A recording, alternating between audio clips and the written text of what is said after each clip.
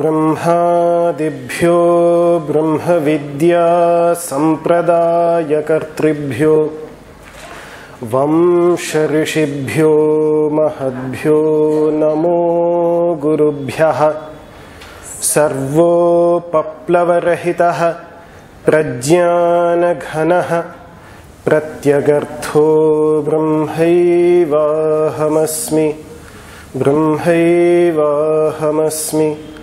ॐ शान्तिः शान्तिः शान्तिः।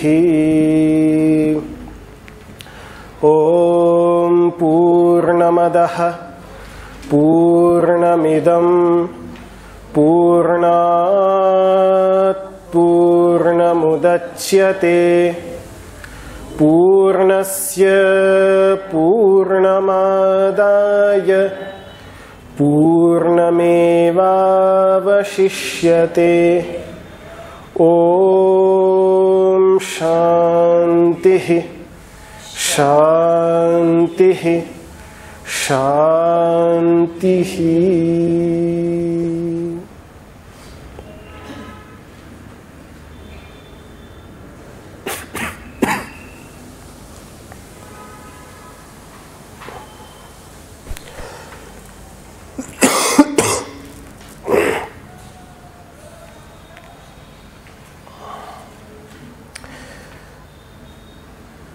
In our previous class, we studied this mantra for peace, Om Purnamadaha Purnamidam Purnat Purnamudachyate. That pure consciousness known as Brahman in the Upanishads is Purna, is complete, is undivided, fills up everything,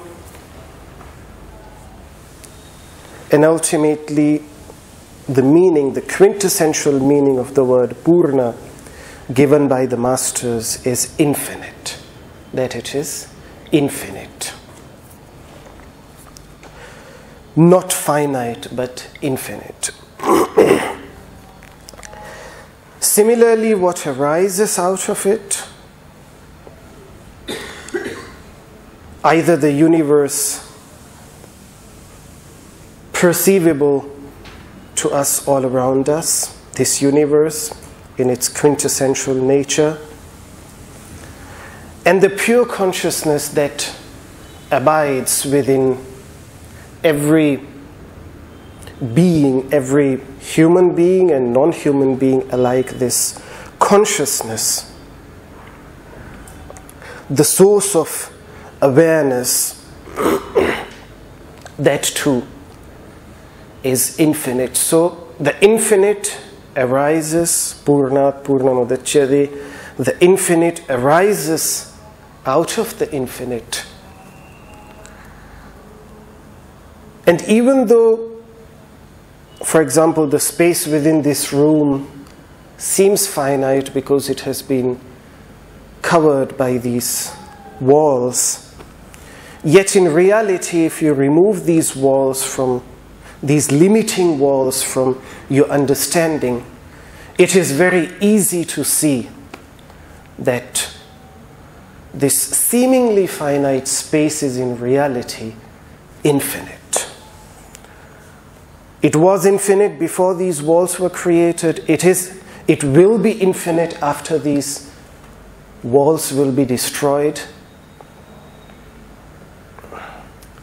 And even when these walls are there, it seemingly is finite, but in reality it is infinite. The same is true about the consciousness that identifies with this body, limits itself seemingly to this body, to the skin and not beyond it. That is the identification which we have. I means what is up to the skin and nothing beyond this. As if the skin is such a big division. On one side exists the I, and on the other side exists everything else in this universe. When a person, this is what we take, what we assume, what we think to be the truth without analyzing it, without inquiring about one's true essential nature. But when a person starts asking this question, who am I? The fundamental Upanishadic question asked by Mahidasa Aitareya millenniums ago, Atha kohamiti, then who am I? When a person starts asking this question, as a person goes deeper into what we understand by this word when we use it, and what the Upanishadic masters, what the Vedic masters mean when they use the word I, when they use the word aham, what they mean by it, it is radically different. So Purnasya Purnamadaya, after that limiting adjunct, that limitation which is momentary, which is temporary, which is not eternal, which is not everlasting. Anything finite is created and cannot be everlasting. So limitation imposed by a finite, limited object cannot be eternal. It just cannot be. It's against the very laws of this universe that anything that has been created will be destroyed. Yat kritakam tadanityam, what has been created is bound to destroy. So only the uncreated can be finite, and only the uncreated can be infinite, ultimately.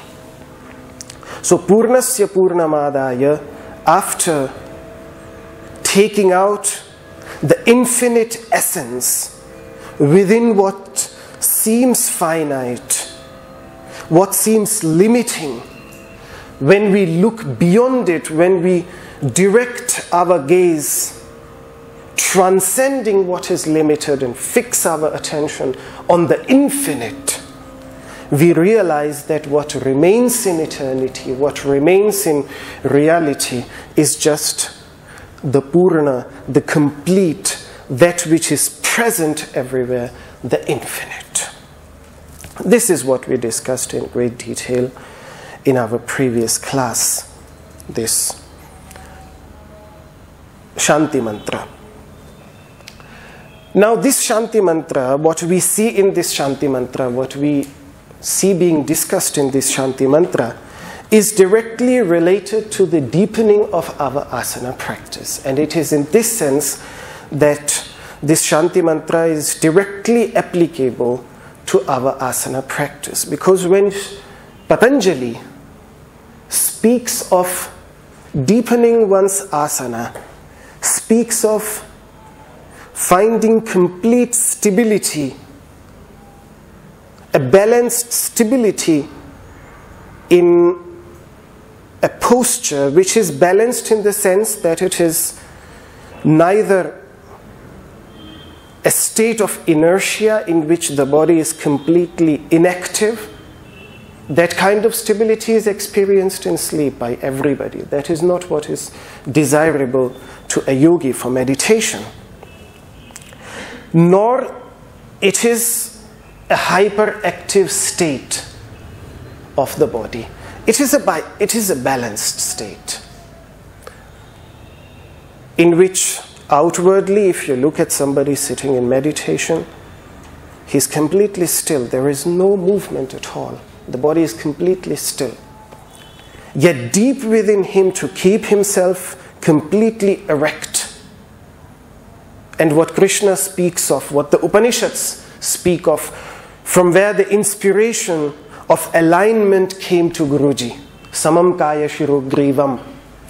When the Upanishads, when Shvetashvatara Upanishad, the 11th one, according to the traditional listing, speaks of Trihunnatam sthapya samam shariram, the body, when it is placed in complete alignment. Kaya, the body, Shiras, the head, and Griva, the neck. When these three are in complete alignment, aligned in three places, alleviated in three places. When they speak of this alignment will only come when deep within the body, the muscles that keep it erect are in a way fully active, fully alive, not asleep, but fully active. So the idea of asana, how to then, that is what mastering it means. To master an asana means to find that complete balance between hyperaction and between non-action, between inertia. But finding that complete balance between that. And for that, Patanjali has, when he speaks of mastering asana, he speaks of two things. Prayatna shaithilya, relaxation of effort. And I will not get into this because we are not studying this sutra. That's a separate discussion. So I will leave the first thing that he speaks of. And we'll talk about the second one, Ananta Samapatti, which is the deeper aspect of mastering an asana, which means by meditating on the infinite or by meditating on infinity itself. It depends how you read the sutra. There are two versions available of this sutra. Ananta Samapatti will be translated as meditation on the infinite, and if the version reads Anantya Samapatti, it will mean meditation on infinity. So let us discuss these two meanings of this sutra in the yogic tradition, in the deeper practices of asana. First of all, Ananta. Ananta means endless, infinite. Anta means end. They are cognate words, and no end is Ananta. In the yogic understanding, the word is used in two different contexts.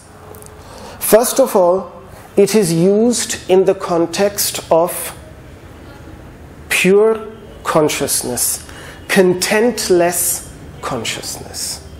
Consciousness which has a content to it. Awareness which is about something, that something is what limits that awareness.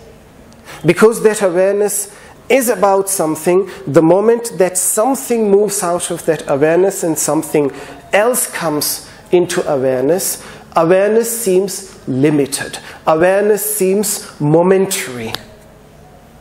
Awareness seems changing. But in reality, if you analyze this ever entering content into one's awareness, the form, the impression keeps on changing.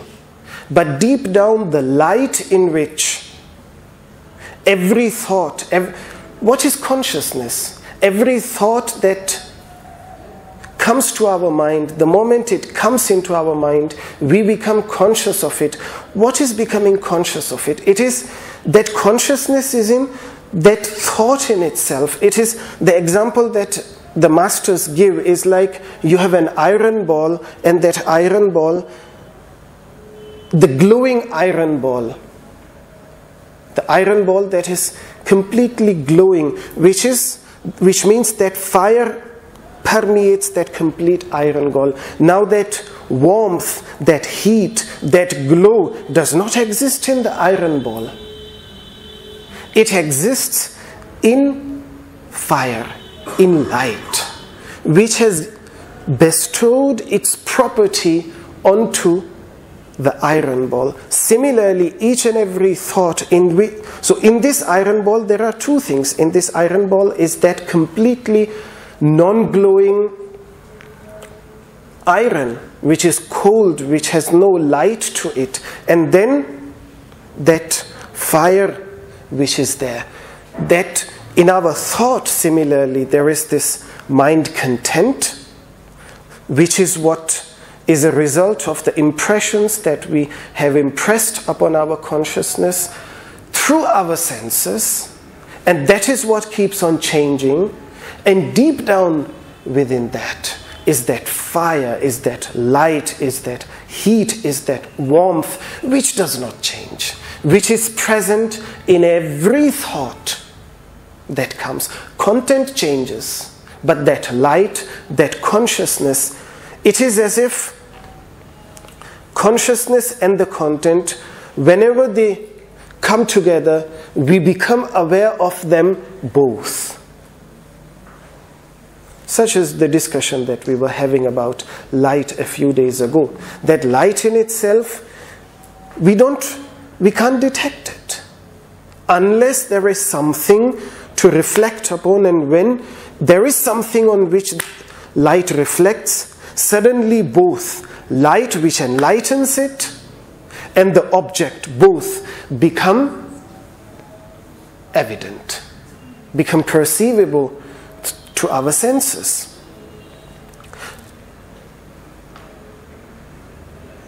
But objects keep on changing, the light doesn't.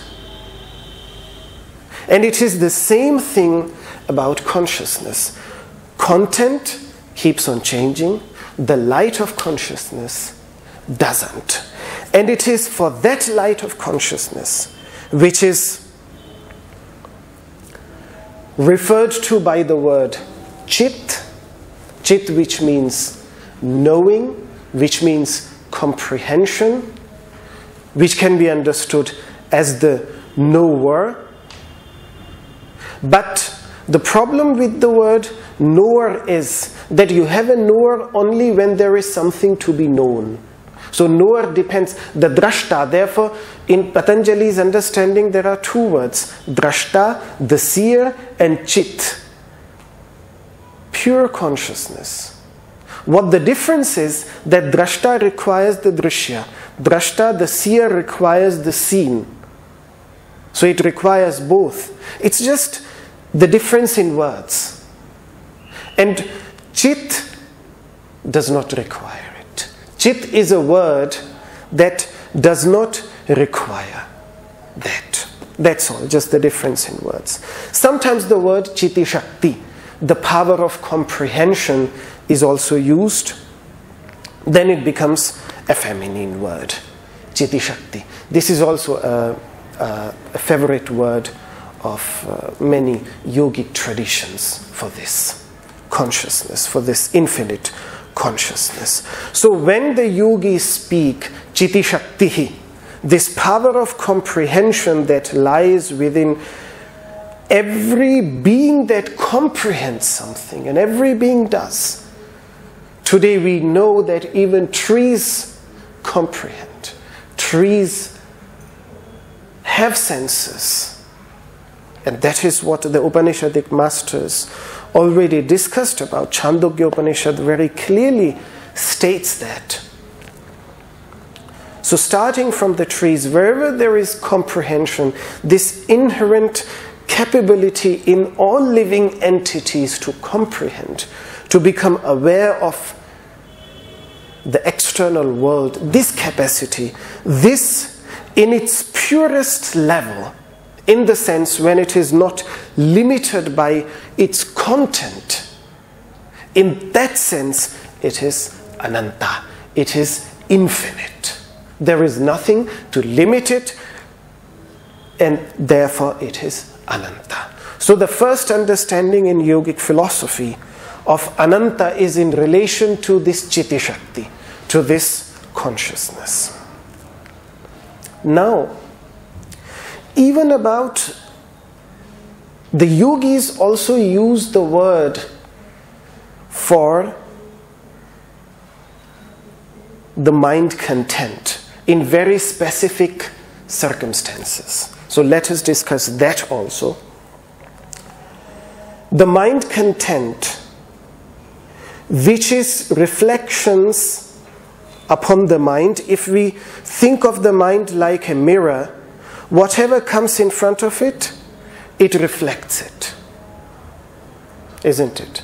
The moment through our senses, a tree comes in front of it, it starts reflecting the tree. When the river comes in front of it, it starts reflecting the river. Therefore, often the mind is compared with a darpana, with a mirror. And purification of the mind is like purification of the mirror. All these ideas, the idea that the mind works like a river goes back not only to Indian yogic traditions, but I've seen it being mentioned in Sufi traditions, in other traditions as well.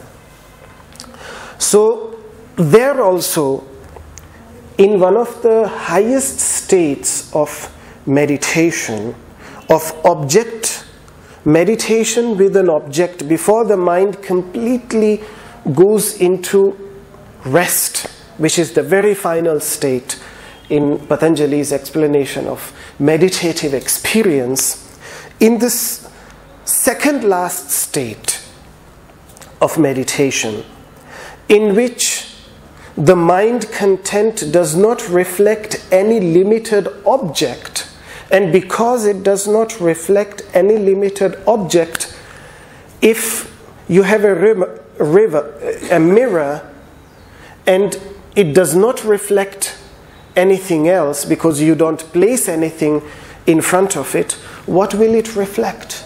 Nothing. When there is nothing in front of it, it will reflect nothing. And that nothing, that absence of everything limited, is what is infinite.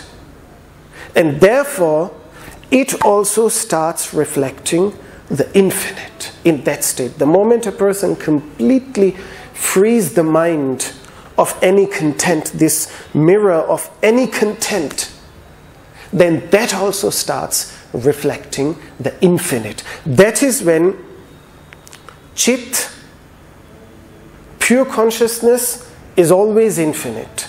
But mind content, for which the word Chitta is used by Patanjali, the word that he uses in the very famous definition of yoga, yogash chitta vritti nirodha. What is yoga? Yoga is the cessation, the calming down of the modifications of the mind content. When this happens in the second last stage, and no limited thought arises, the mind, with its nature of reflecting, it stops reflecting finite objects, but it starts reflecting that infinite awareness which lies at its very core. And it is that meditative experience which Patanjali calls Sampradhyata Samadhi. It is the final stage of meditation where still there is some objective awareness, but objective awareness not of a limited object, but objective awareness of the complete absence of any object. This is what he calls Sampradhyata Samadhi. And sometimes, because Sampradhyata Samadhi has also 4 different levels, and this one is the final level, the word that is, the specific word that is used for it is asmita matra samprajnata samadhi, the object conscious meditation in which there is no object other than a pure sense of one's being. That is what asmita means. The sense of one's presence. That I am, that's all. But the word asmita in Sanskrit, the word ta, that letter ta at the end, asmi means I am, but the letter ta does not allow us to add anything else to this asmi. Because asmi, I am, anybody can add anything to that. I am Siddhartha, I am a doctor, I am this, I am that. It does not allow anything to be added to it. That is the grammatical meaning of the word, of the suffix that has been added to the word asmita, when Patanjali uses the word asmita. It cannot be limited, it cannot be labeled. It is the pure sense of being without anything labeled to it. I am this, I am that. No, just I am. And when the yogic masters speak of the experience in this state, they use the word ananta, infinite, also for the mind content. A mind content that reflects the infinity of pure consciousness also becomes infinite itself. And it is for this purpose, to take us to this level of experience, that the yogic masters speak of meditating, contemplating, focusing, thinking about infinity, about the infinite.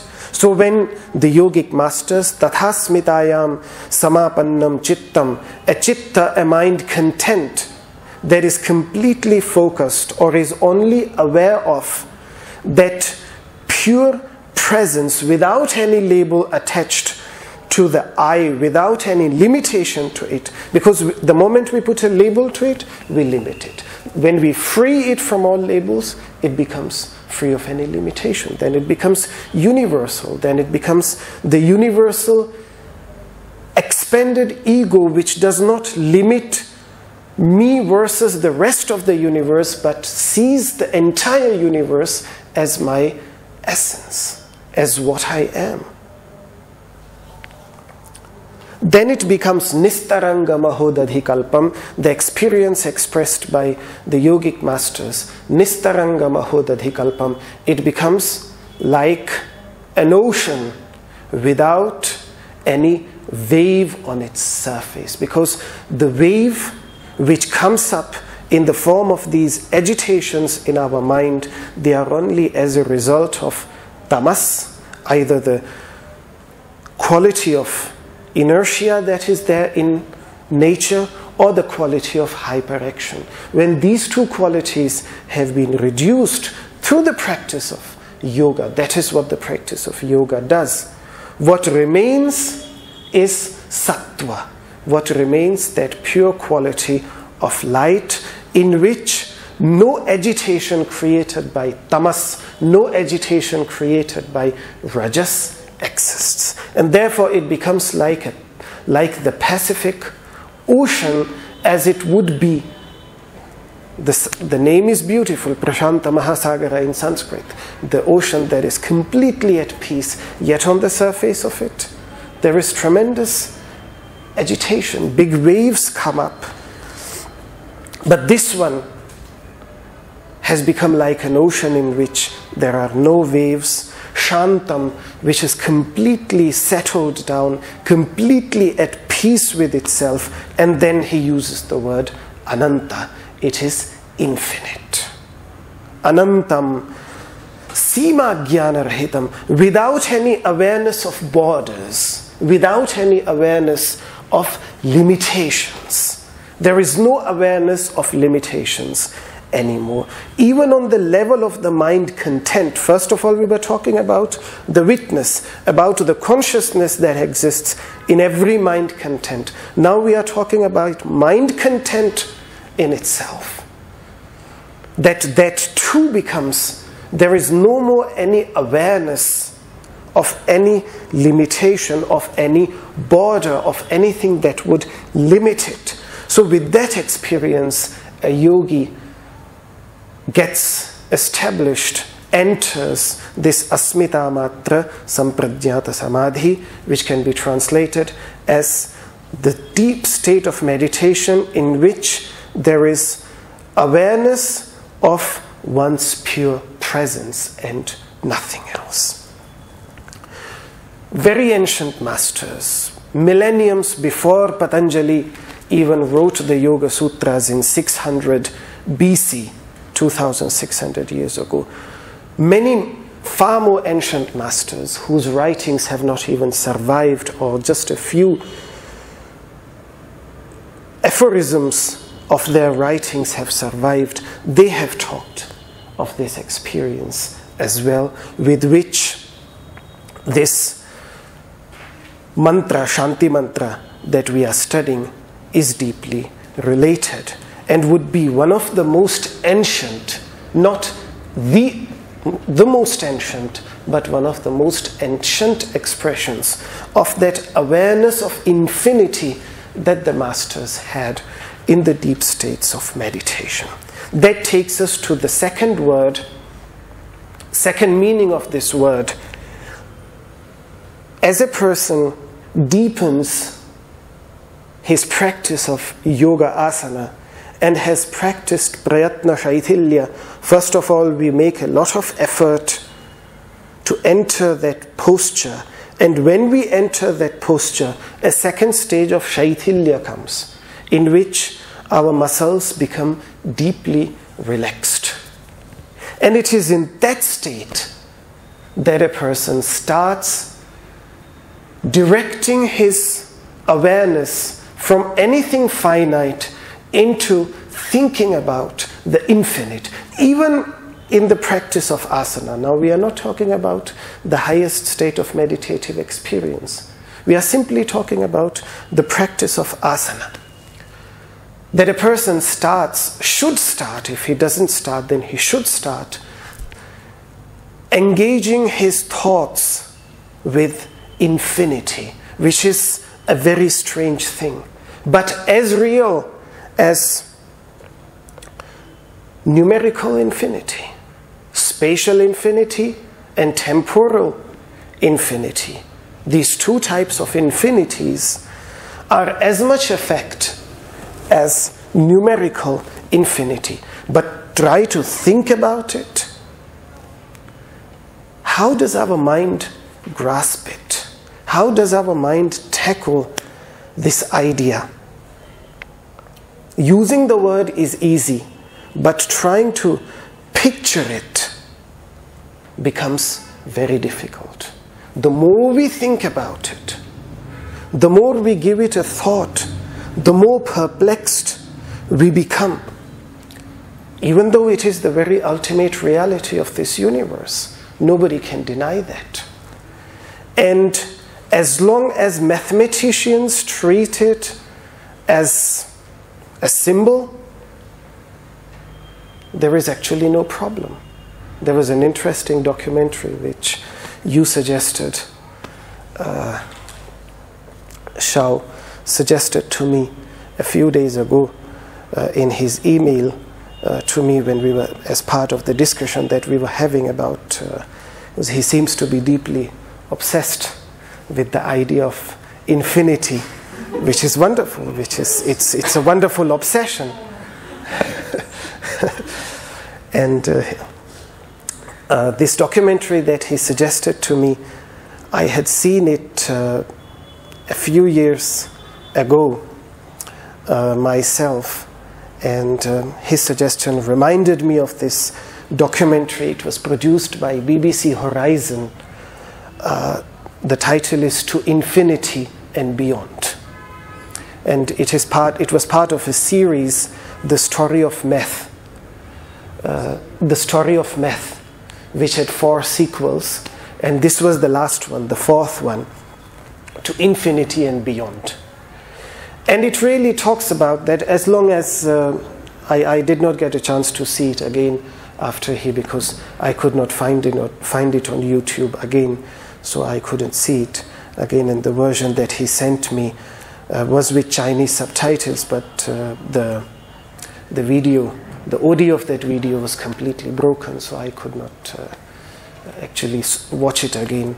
I wanted to, but from what I remember 4 or 5 years ago when I saw it, or 2 or 3 years ago, whenever that was, I remember that the moment you start think about the implications of that infinity, you really fall into tremendous difficulties, tremendous problems.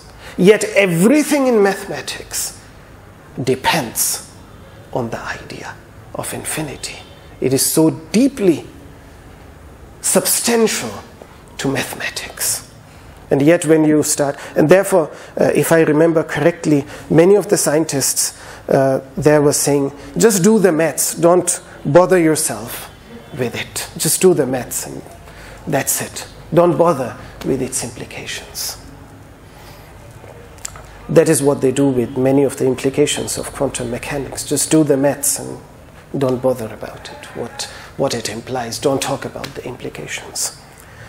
But why to avoid it? A practitioner of asana, in deepening it, thinks about it. He tries to samapatti. Samapatti does not only mean meditation. It means to allow something to take over the complete field of one's awareness. Such as when the complete sphere of one's awareness, when it gets completely taken over by something, that is what the word samapatti, when the technical meaning of the word samapatti stands for. When the mind is completely engrossed, obsessed, only thinks of that infinity. That is what the word samapatti means. So because nothing in this perceivable around us, even though space, which we perceive as the nearest to our eyes, but we rarely become aware of, because what we become aware of is what exists in this space and not space itself. Everything else in this world is finite, and nothing is infinite. The awareness of infinity already in the practice of asana helps us to create an awareness which transcends this finite world and its multiplicity of finite objects. Finite is many, and the whole practice of asana, of yoga, the whole method of yoga is coming from the many into the one. That is what Patanjali calls ekatatvabhyasa, the practice of one essence. This is the final goal, from taking our mind from the many, taking our mind which is completely lost in the many, in the infinitely many where there is no end to it, to the very substratum of that many, which is one. To focus it on that. And that is what, that gives a sense of transcendence. When the masters speak of levitation, it is not physical levitation. It's not that my body starts lifting up from the ground and, oh yes, which some people have, even I see sometimes on some of the airports, there are these tricks, by which somebody sits in meditation, and somewhere there is this supportive, but from it seems as if he's completely. These are nonsensical things. They might put somebody to, oh fine, the whole aircraft is levitating. What is the big issue if my body starts levitating? Even if it's possible, though I doubt. But what the levitation that the master spoke of is this kind of levitation, which was the important thing. The levitation of consciousness, the levitation of awareness in which it can raise beyond the many and become aware of the one. That is what the word asana ultimately means in the Upanishadic context. When the word asana is used, for example, in one of the Upanishads, Trishihi Brahmanopanishad, then asana is what allows a yogi to sit beyond, which means sit detached, sit above, remaining unaffected by this multiplicity. Sarva vastuni udasina. Now udasina, if you translate into Sanskrit, into English, it would mean to sit above. Ut means above, and asina, same word, asana. Ut asana. Asana has been derived from ut asana, to sit above. To sit as if everything, this is like when the Buddha speaks of sitting on top of a mountain where the rest of the world is, you are just witnessing it.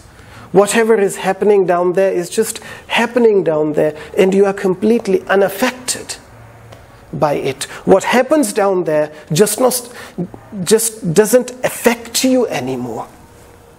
And if you want to know how strong this feeling can be, then make sure you watch a documentary, a small documentary of strange things that happen to astronauts when they are in the orbit, and when they experience what now philosophers have called the overview effect.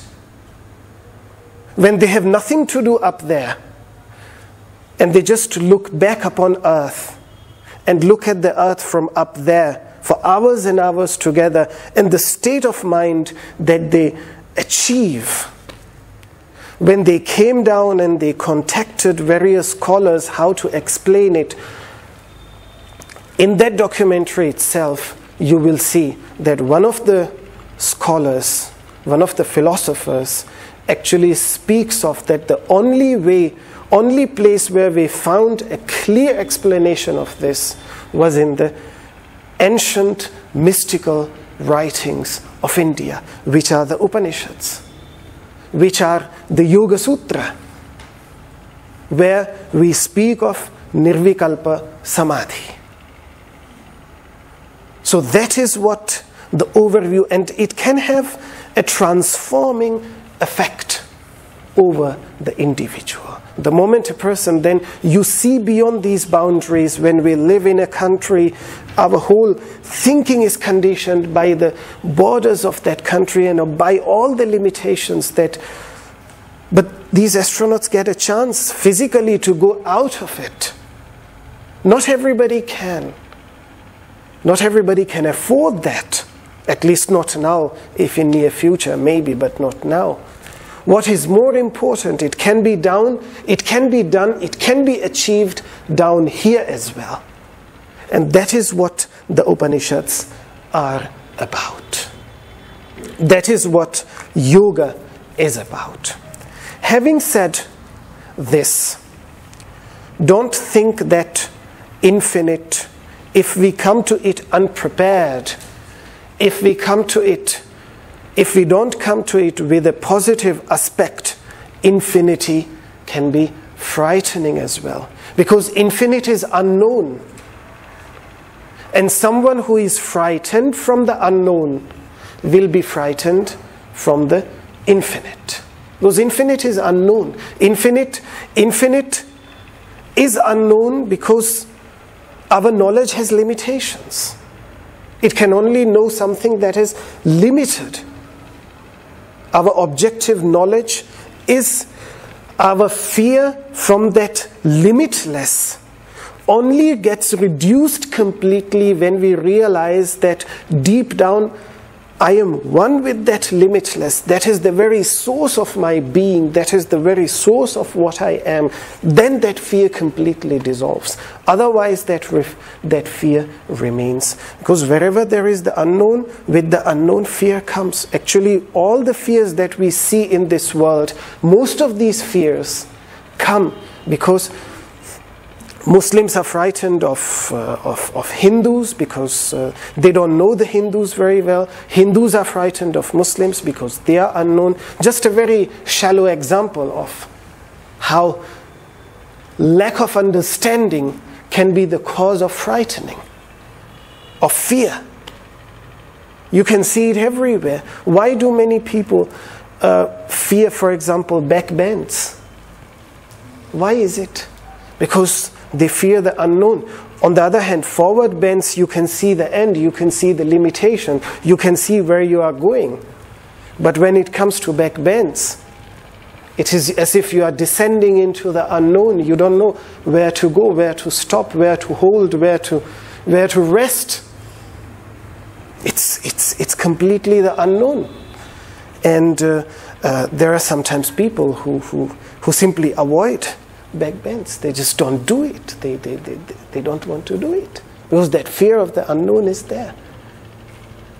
But by doing it, by taking a resolution and saying that no, if I'm frightened, still I will do it.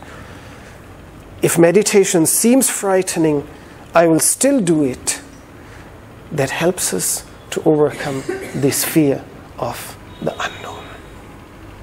So this was the idea, some of the ideas that we find in the yogic understanding of infinity, in the yogic understanding of infinity, and the actual capability for it to be experienced not only objectively as a mathematical principle, but as the very essence of one's being, as the very core of one's being, as the very center of one's being. This is the ultimate goal of meditative practices. With this, we end the Shanti mantra of this Ishavasya Upanishad. Now in our next class, we will finally get the opportunity to start studying the original text itself. Still, if there are any questions or any comments or anything that you would like to talk about. One thing quickly, then I have a few other things I wanted to ask. Yes. You're talking about the fear of the infinite. It's even like in the Bhagavad Gita, when Arjuna, when he first saw Krishna in his full form, Yes. he was also terrified. Completely terrified. So he also was not ready Yes. to face that. So it's that you're talking. Yes. Yeah. Yes. So the preparation. Because so much happens in that infinite that yes, it can be tremendously frightening. It was frightening for Arjuna. So preparation, of course, is yoga. Yes. Doing yoga in all Yes. its forms. Yes. Tools. Yes. It's of course, what you say about knowing the infinite is it's just such a huge and vast thing. None of us can really grasp. No, that. none of us. It cannot be. People get obsessed, rightly so, about. It cannot be. It cannot. One can become aware of it, but it cannot be understood. Understood because the moment I say I have understood this, I can say that because it has a limitation. So I studied for a while and then I say I have understood it. Now it's past. I have completed my understanding of this. There is no such thing possible with the infinite. One can never say I have understood it completely. One can just become aware of it. One can experience it, but one cannot say that I have. And that is something that the Upanishadic masters always say. The moment somebody comes up with the statement, a student comes up with the statement, the masters ask, I have explained to you so much. Did you understand it? He says, he says, yes, I have understood it very well. Then go back. Think about it more. You have done somewhere a mistake. At the moment, if you think that you have understood it, you have made a mistake. So this is what Kena Upanishad, the second Upanishad, talks about. So the minute we start thinking, the question that we all ask is, who am I? Obviously, you know.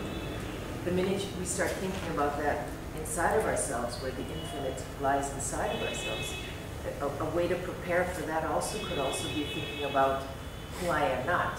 Yeah, you know? that is I am not yes. this thought, I am not this emotion. You start to peel things away. That is the practice which we call, in the Vedantic terminology, we call it apavada. Yeah. The practice of removal of what I am not. Seems to help. And the whole practice is about this, because again the Vedantic masters, this is a beautiful point that you brought up. The Vedantic masters, they say that we cannot assert in words what we are. Yes. That is not possible. But what we are not, we can. We can assert what we are not. And therefore the final teaching of Vedanta is neti neti. I am not this, I am not this, I am not this, not this, not this, not this. The negation of everything. That is what everything else is upadesha, teachings. This is adesha. Adesha means the supreme teaching, the greatest teaching, the highest teaching. And Shankaracharya actually philosophically, metaphysically, he suggests that even positive statements about that consciousness should be interpreted as negative statements, which means as negations. So when we use the word consciousness for it, it simply means that it is not unconscious. That's all. The moment we use the word pure existence for it, it simply means that it's not non-existence.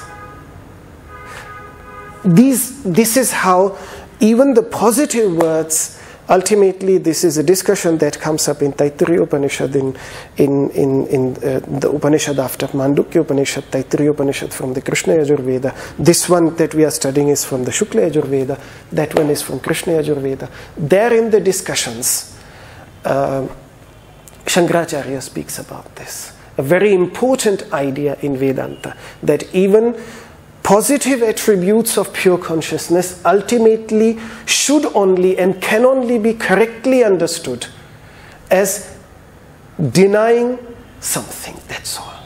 But what, after having everything denied, what remains, that is what is infinite. That leads me to my next thought. Yes. We talked about the iron ball and the fire. So the iron ball is the mind, the fire, the thoughts, and then it creates this heat. Yeah. Yeah. On the iron ball. Yeah. So if you remove the fire, yeah, then the iron ball has no more heat. It's the way I understand it, it's the other way around. Fire, the light essence, is consciousness. Okay. And because you can have an iron ball, you can have many iron balls, you can have a ball of any other material, it doesn't matter. That can change. But the fire in all these balls, in all these masses of matter, will be one and the same. You know, that won't change. And it is that which we are concerned with. So, yes. Yeah, please. So we remove, okay, I think it's fair to say that our mind is our world, and the world is what each one has in his or her own mind, right? Yes. If we remove the thoughts completely, does the mind exist? No, exactly not. That is what the yogic masters call manolaya, the merging back of the mind into its cause. Because the yogic masters say that the very fuel of the mind is its contents. If it has no contents anymore, that is what happens in the last state. It's a very natural thing that happens, because the moment you start freeing it from the mind content, and the moment it completely is freed from any content, it is these samskaras, these impressions, which are like a fuel, which keep the fire of the mind burning. When that fuel is no more there, then that limited mind, not pure consciousness. Pure consciousness is always there, was always there, and will always be there. But that limited awareness, that limited consciousness, that will merge back. That is what they call Unmani Avastha. Sometimes some later yogic texts call it Unmani Hatha Yoga Pradipika, takes of it in which the yogi transcends the mind. That is what putting the mind to rest means. It completely goes to rest. Because that is, the mind content is the very fuel.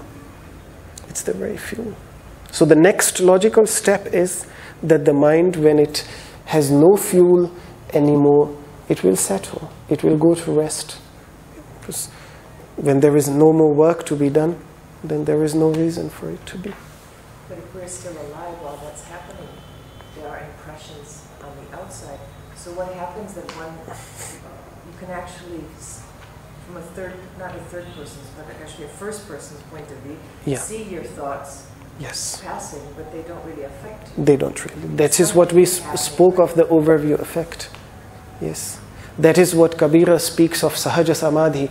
Beyond that, putting the mind completely to rest and having had that transforming experience in one's life, and then when a person comes back to this level of existence, like an astronaut who has to come back to this planet, he comes back to this experience, still he comes back with the radical transformation that has been wrought in his being, in his understanding, as a result of that experience. And that is what Kabir sees as the most, because this complete thoughtless state in which the mind has been completely put to rest can last for hours, it can last for days.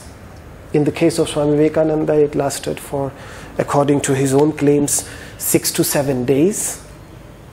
But what beyond that? Beyond that, he had to come back. And when he came back, then the idea is to live with that awareness and deal with the worldly existence deep down, remaining transformed and inspired by that awareness. That is what Kabir calls Sahaja Samadhi, natural state of Samadhi, in which the mind acts the way it does, yet the witness remains completely unaffected by that. Dharma Megha Samadhi is what we talked about earlier. Dharma Megha Samadhi is comparable to Asmita Matra Sampradyata Samadhi. That is related to that, where righteousness is not imposed because of something else, but righteousness becomes the very essence. Because righteousness is the very nature of that inner essence. So righteousness starts showering upon that person like rain. So that is a slightly different idea and a slightly different experience than we are talking about right now. It's of course part of it, yes, but I don't want to discuss it, because too many thoughts will just confuse us further. I saw that video a long time back of Ananda Moima. She was also for more than a week. She was completely in samadhi. She didn't come out of samadhi, and of course people used to come and they used to put flower on her. So after 7 days there was a huge mountain of flowers on her. And then I think after 7 or 8 days she came out of samadhi. Completely covered with flowers. Completely covered with flowers. But that is long time back. Yeah. Just one more quick thought. Yeah. We're talking about chit and about the seer and the seen, as we talk about the experiencer and the experience, but isn't there also the third? What is the seen? the experiencing. Yes. That is what we call the Triputi, the threefolded nature of all experiences, in which the seer, the seen, and the process of seeing, these three exist. And the whole idea of entering deep into samadhi is to merge these three into one. To merge the Triputi, what Vedanta and yoga calls Triputi, the three leaves in one leaf. What does that call? Triputi. Puta means leaf, tri means three. The three-leaved leaf. You know, now it can make sense to you. Sorry? What they are representing, these three leaves? That's what she just said. The seer, the seen, and the process of seeing. And now Shivratri is coming. The leaf that is most sacred to Shiva is that one leaf which consists of three leaves of the Bilva tree. And why do we worship Shiva with that leaf of one leaf of three leaves? These are all symbolical things, you know, which have the real deep symbolical meaning has been forgotten. Unfortunately, people just go into the forest on that day, pluck a big bunch of these leaves. Unfortunate for these trees. At the end of the day, they are left with no leaves because everybody takes them, and then the whole night everybody wakes up and worships Lord Shiva for the sake worship with these leaves. If that leads to that awareness, to deep down awareness, then everything is meaningful. Otherwise, I don't know. And I remember one of my master's talks, and before he left his body in 2000 December. I think this was his talk on Shivaratri 2005 or something. I can't remember exactly when it was. And can you believe, back then, in Kailas Ashram, which is the most traditional monastery here in Rishikesh, he was the head, highly respected head of this ashram. And the whole city, hundreds of people came to celebrate Shivaratri in the night. And he gives a talk about the futility of the ritual that is being performed without the deep down understanding, if it does not lead there. Initially, for a while, it is beautiful, but if a person remains trapped there, then he loses the essence. And he was, to me now, back then, I thought, my God, he's talking about what we are doing, and yet he should be talking good about it, and he's talking what I could not understand it. I could not understand it. Today I understand it, because I realized that he must have felt a little bit upset that all his life he is seeing people performing these rituals, and yet nobody is waking up as a result of these rituals. So today I understand what he was talking about. Back then I didn't. But that is, yes, what these three leaves, one leaf of three leaves symbolizes, the Triputi, which we call in Vedanta. And every experience has these Triputis, has these three aspects. And they have to be merged into one. The whole practice of Vedanta, the whole understanding of Vedanta is to merge the Triputi, merge this trinity, we can call it. This three, this why A, U, Ma is merged into one letter. There are three letters, and yet the whole emphasis is on merging it into one letter. U is not three letters, it is one letter. It has to be meditated upon as one letter, not as three letters. So this whole symbology is deeply related to that, to the idea of Triputi. But for not to confuse us too much, I was just all the time I have been focusing on the seer and the seen, not on the process of seeing, just these two. But in reality, there are three, as pointed out by you. So see, these are very natural thoughts. The beauty is that these are very natural thoughts. When we start going deeper, these thoughts come to us, and then later on we find them in the Upanishads. And say, my God, what I thought, but wasn't completely sure, wasn't whether this was really the case, we come across it. The Upanishads, the masters just confirm it. Because in the very beginning we said that the Upanishads, these Vedic masters, receive this from an entity which lies at the core of every living being. And therefore, each one of us is capable of experiencing it deep within ourselves. If we just make the effort, that's all what it requires. The Upanishads just confirm it. They don't impose something on it. They just confirm our feelings. They just confirm what we think to be true. In that sense, they are an authority. Not an authority that imposes something on us, that this is true whether we believe it or not. Not in that sense. So, I think let us leave it here for today. Next time we will do some historical. Today I brought this picture. Yeah, leave it here.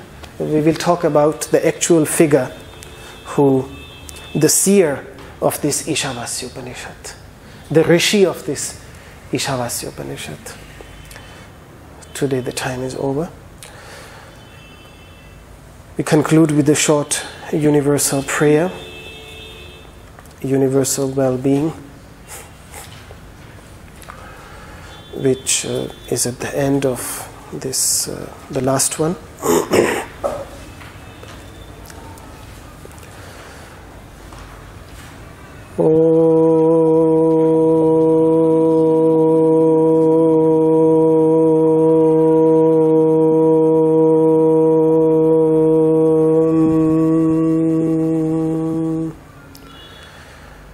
सर्वे भवन्तु सुखिनः सर्वे सन्तु निरामयाः सर्वे भद्राणि पश्यन्तु मा कश्चित् दुःखभाग् भवेत् ॐ शान्तिः शान्तिः शान्तिः